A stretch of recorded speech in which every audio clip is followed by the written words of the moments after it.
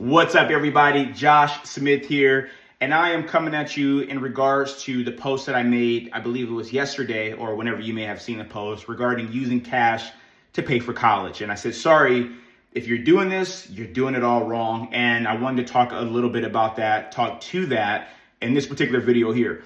So yes, cash is king. Using cash to pay for college or any major purchase is losing cash.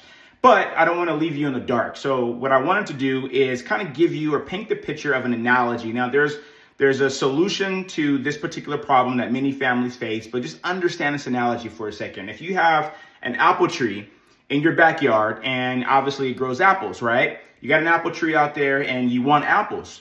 One of the last things you're going to do when it's time to go get apples is chop down the tree. You're not going to chop down the tree if you want apples. That's kind of stupid.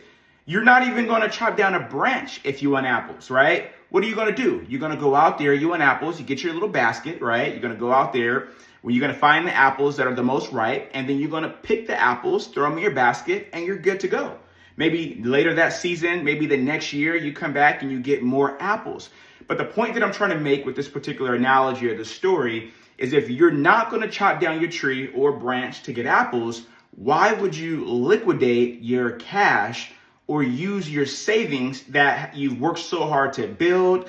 It's been compounding, it's growing, it's going to be there growing as time goes. Why would you cut that tree or liquidate that account and use that money that you've worked so hard to build to pay for a specific expense?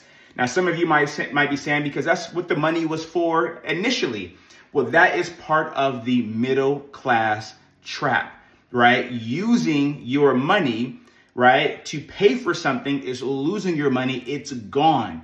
But if there were a better way, would you like to know about it? If there's a better way to do or pay for certain things, or as it pertains to college, would you like to understand and learn how to do that where you don't have to liquidate or lose your cash in the midst of being able to pay for college education? Stay tuned for the next video and or more information, and I'll be going over some of those solutions and strategies to help you and or your student be in the best situation possible. What you don't know can definitely cost you. Looking forward to hearing from you and or speaking to you soon. Have a good rest of the day.